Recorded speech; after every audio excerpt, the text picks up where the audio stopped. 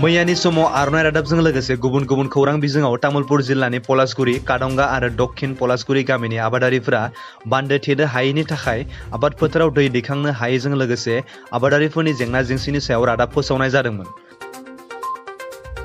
रादाब बिजोङाव आबादारिफोरा जाम्फैनि माथावरि थेनानै दै लाबोनो हायैनि थाखाय आबाद फोथाराव माइ आबाद मावनो हायै नुजाथिनाय जेंना जेंसिखौ फोसावनाय जादोंमोन। बे रादाबखौ नुनानै दिनै तामुलपुर आबाद बिफान मावखुलिनिफ्राय AEA एबा एग्रिकालचारेल एक्सटेंशन एसिस्टेंट पिंकु दास, रजनी बर्मन आरो 3 नं पश्चिम कुमरिकाटानि VCDC मासिगिरि रुपेन राजा बर' बिथांमोना पलासगुरि, कादंगा आरो दक्षिण पलासगुरि गामिनि बान्दोफोरनि जेंना जेंसिखौ खौरां लाफैदों। लोगोसे फोरमायदों दि SDO बिथांनि फोरमायनायजों लोगोसे बिथोन होनाय बायदि नायगिदिंनो फैदों आरो आबादारिफोरनि बान्दो थेनानै जाम्फैनि दैखौ लाबोनो हायै जेंनाखौ फोरमायहैनो आरो आबादारि बिफाननिफ्राय SDO बिथांनो फोरमायनायजों लोगोसे जिल्ला बेंगिरिनो फोरमायनानै जाखिनि आबादारिफोरा आबाद बोखांनो हायाखै बिथांमोननो आबाद बोखांनो हानाय राहाखौ थाबैनो खालामनानै होनो नाजागोन होननानै फोरमायदों AEA पिंकु दासआ। আমাৰ SDO ছাৰে আমাক জনালে কথাখিনি আমি লগে লগে আজি আহিলোঁ, আহি দেখিলোঁ যে যিখিনি সমস্যা হৈছে ইয়াৰ পলাশগুৰি, কাদঙা ৰাইজ যথেষ্টখিনি ক্ষতিগ্ৰস্ত হৈছে, যাৰ কাৰণে তেওঁলোকে এইবাৰ খেতি কৰিব পৰা নাই।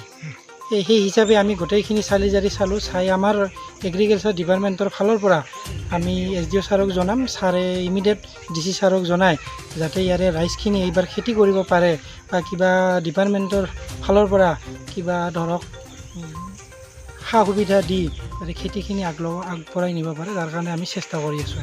আপোনালোকে কৃষি বিভাগৰ পৰা কেনেকুৱা ব্যৱস্থা ল'ব বিচাৰে?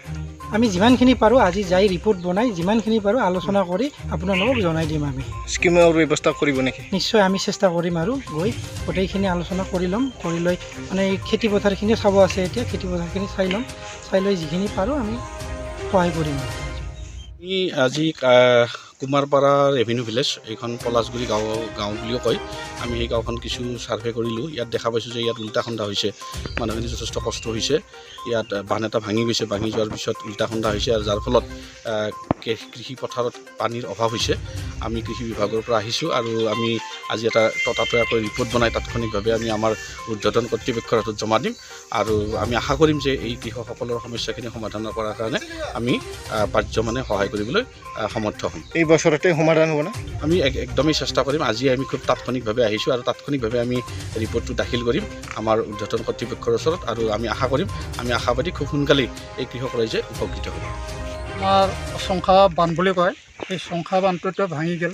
তাত ভাঙি যোৱাৰ পিছত এতিয়া আমাৰ খেতিপথাৰৰ যিখিনি ৰাইজ আছে কৰা এইখিনি অলপ মানে অসুবিধা পৰিছে। গতিকে কিবা এটা যিখিনি প্ৰকাৰ তাৰমানে এইটো পানী তাৰমানে আনাৰ ব্যৱস্থা যদি কৰি দিয়ে তেতিয়া আমাৰ ৰাইজৰ সুবিধা হ'ব।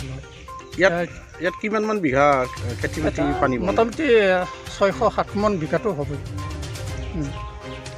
এতিয়া এই কাৰণে আজিৰ দিনত চেলে যদি বহাই দিয়ে তেতিয়াহ'লে মানে সুবিধা হ'ব। গতিকে এইবিলাক সুবিধা যাতে দিয়ে সেইকাৰণে মই অনুৰোধ কৰিছোঁ আৰু